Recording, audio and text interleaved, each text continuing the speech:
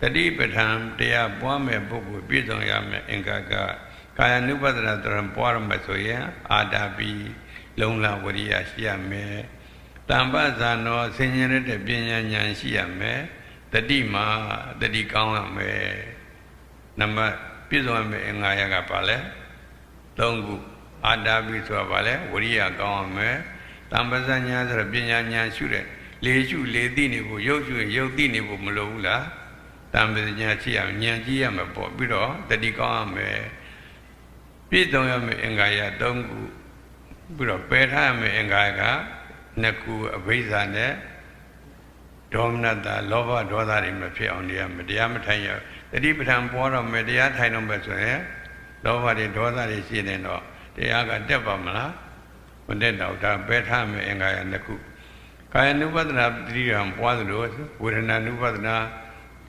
စိတ် ानु ပဒနာဓမ္မ ानु ပဒနာပွားရင်လည်းဒီအင်္ဂါရတွေနဲ့ပြည့်စုံအောင်လုပ်ရမယ်ဒါကြောင့်တတိပဋ္ဌာန်ပွားခြင်းတဲ့ပုဂ္ဂိုလ်ရဲ့ပြည့်စုံရမယ်အင်္ဂါရက၃ခုပယ်ထားရမယ်အင်္ဂါရက2ခုလို့သိတာပါကဲတတိပဋ္ဌာန်ပွားတဲ့အကျိုးတွေလည်းပြောတတိပဋ္ဌာန်ပွားရင်ရှောင်းအမှားတွေမပြည့်စုံအမှားတွေလည်းပြောပြီးခေါ်ကတတိပဋ္ဌာန်အာနာပါနကာယ ानु ပဒနာ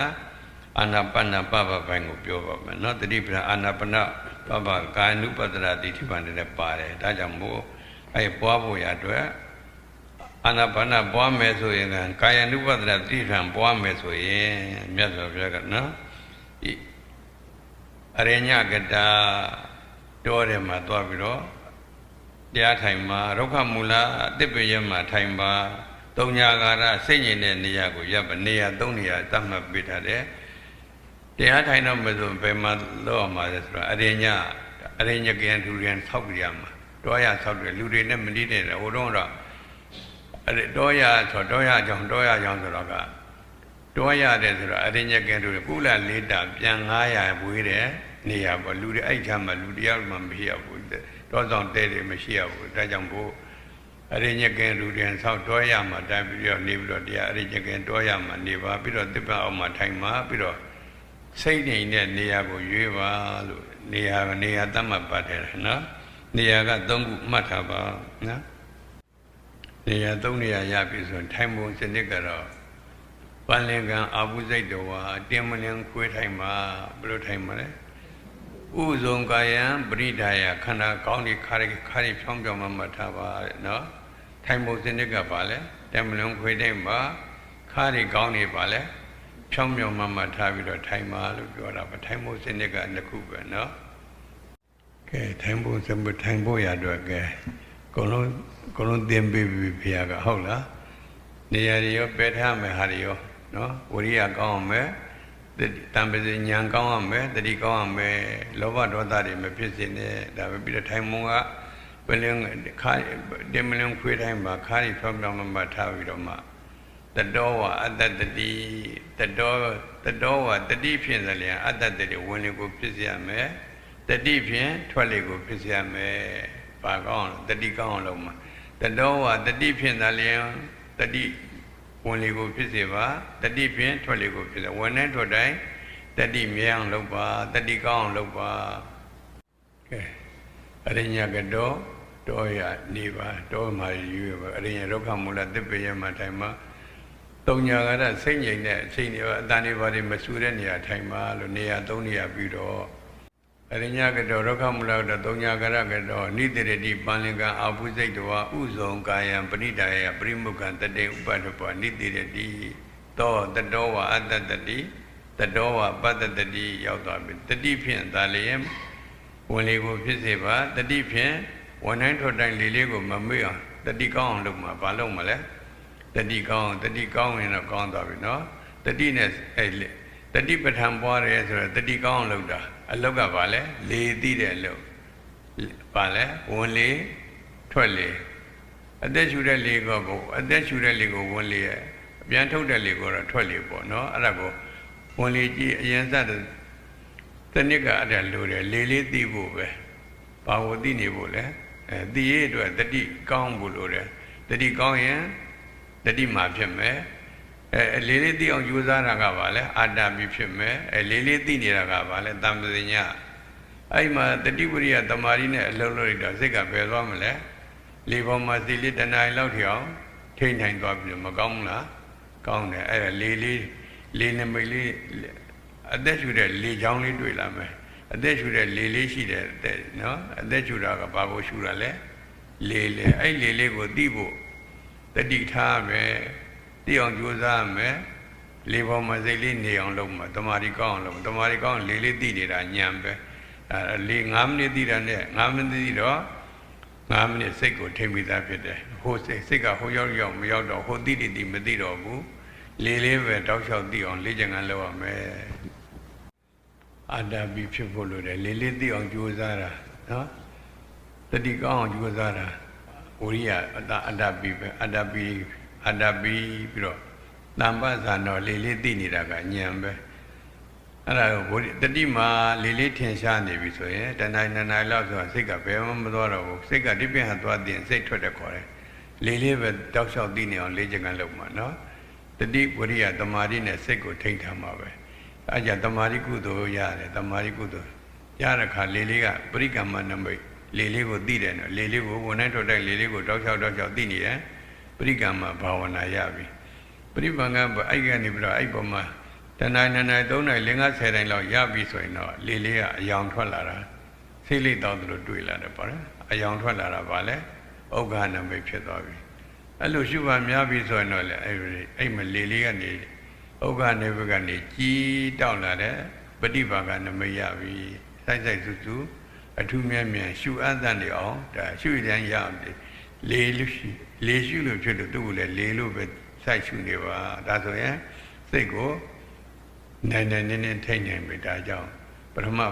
တတောဝအတ္တတတိတတောဝပတ္တတတိဖြင့်ပထမနံပါတ်7တတိကောင်းလုပ်ပါ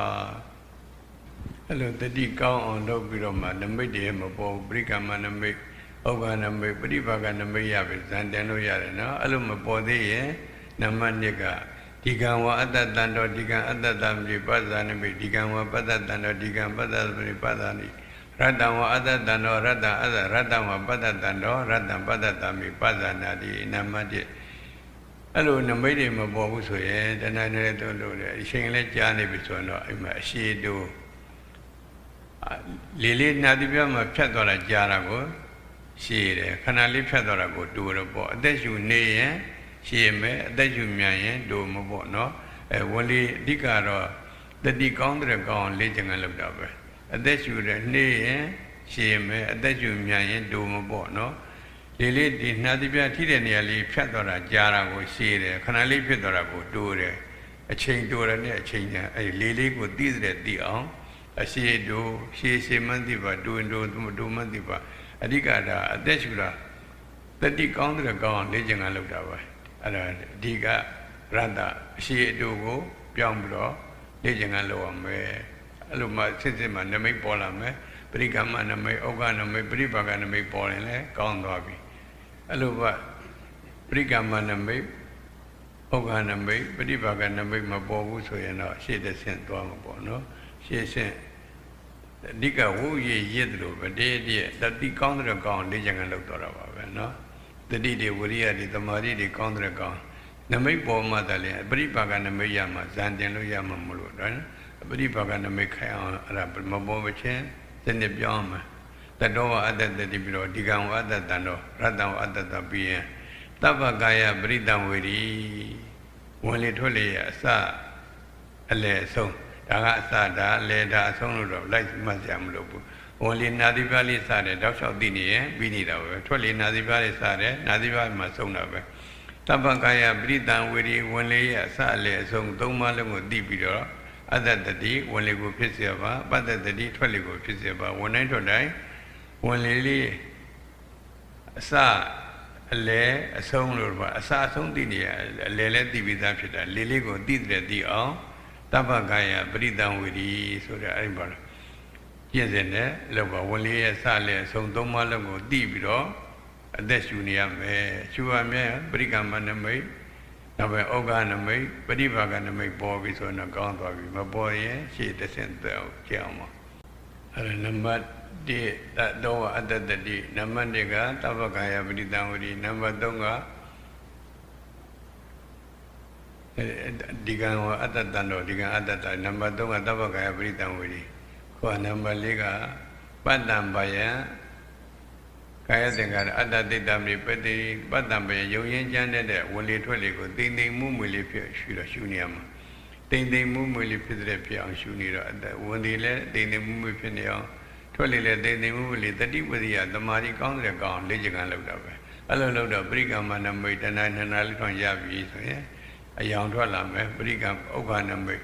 ဥက္ခနမိတ်ကနေကြီးတောက်လင်းလာပြီဆိုပရိပါကနမိတ်ရပြီဆိုရင်ကောင်းသွားပြီနော်အဲ့ဒါပရိပါကနမိတ်ပရမအစစ်မှလည်းရတယ်ဒုတိယအစစ်မှလည်းရတယ်တတိယအစစ်မှလည်းဒါနဲ့သရုဒ္ဓအစစ်မှလည်းရနိုင်ပါတယ်ဒါတော့ပြည့်စင်နေကျင့်တတ်အောင်ပဲဒီလိုပဲပြောလိုက်တာပဲနော်တတိအားကောင်းသွားပြီဆိုရင်ပရမအစစ်မှပဲပရိပါကနမိတ်ရပြီဆိုရင်တော့ဇန်တင်လို့ရပြီဇန်ဆိုတော့ကာမောစရကုသိုလ်စိတ်ကနေရူပဝစရကုသိုလ်ပြောင်းသွားပြီဇန်ကုသိုလ်အပ္ပနာကုသိုလ်ရသွားပြီအပ္ပနာဆိုတော့ကဇန်က၅ပါးရှိတယ်ဝိတ္တဝိသရာပိတိဒုက္ခဧကဂရာအဲ့၅ခုအလုံးလုံးနဲ့ပေါ့ဇန်ခေါ်တယ်ပေါ့တော့ပဲကျွမ်းကျင်အောင်အဲ့နမိတ်ခိုင်ပြီဆိုရင်ပฏิဘာကနမိတ်ကြီးတောင်နမိတ်တဏှာ2နာရီ3နာရီထောင်တောက်လျှောက်စိတ်လေးကကတ်နိုင်ပြီစိတ်ကဘယ်မှမထွက်တော့ဘူးဆိုတော့ကောင်းသွားပြီအဲ့နိဝရဏတရားတွေကာမိသန္နနိဝရဏပြာဝရနိဝရဏတိဏမေရနိဝရဏဆိုရအောက်ကုသိုလ်တွေကိုပြိပင်စားတဲ့နိဝရဏတရားအဲ့မှာကျင်းနေတာကိုဇံခေါ်တယ်ပေါ့နော်အဲ့ဇံစိတ်တွေဖြစ်အောင်လေ့ကျင့်ကြလို့မှစိုက်စူးစူးအထူးမြဲမြံရှုအားသန်နေပြီဆိုတော့ကောင်းသွားပြီစိုက်စူးစူးအထူးမြဲမြံရှုအားသန်ဇံဟုခေါ်တဲ့ဇံဆိုတာကအဲ့နမိတ်လေးပฏิပါကနမိတ်လေးပေါ်မှာစိုက်ပြီးတော့စိတ်လေးကကတ်ထားမှာပဲ1နာရီလောက်2နာရီလောက်ကပ်ပြီးတော့3နာရီလောက်တော့ကတ်နိုင်ပြီဆိုရင်အဲ့ဇံရင်္ဂါတွေဆင်ញင်လာမယ်ဝိတ္တဝိသရာပိတိဒုက္ခဧကဂရာဆိုတဲ့ဇံကကျွမ်းကြအောင်ဝင်စားတဲ့ကဲဆင်ញင်ပစ္စုပန်နမနောက်ပဲဝတိဘောနိုင်အောင်လုပ်ရမယ်အဲ့ဒါကျွမ်းကျင်ပြီဆိုတော့ဆရာကောင်းတဲ့နေပြီးတော့အာနာပါနတကတမာရီပိုင်းကုံတော့တမာရီပိုင်းကျင့်စဉ်ကပရမဇန်တမာရီဒုတိယဇန်တမာရီတတိယဇန်တမာရီသရုဒ္ဓဇန်တမာရီထိအောင်အာနာပါနနဲ့ရတယ်ဒါတမ္မာတမာရီဖြစ်ပြီဆိုရင်တော့ရှိတမာရီကုသိုလ်မနောမှာတမာတိသာသနာမနောမှာတည်အောင်လုပ်တော့ရသွားပြီနော်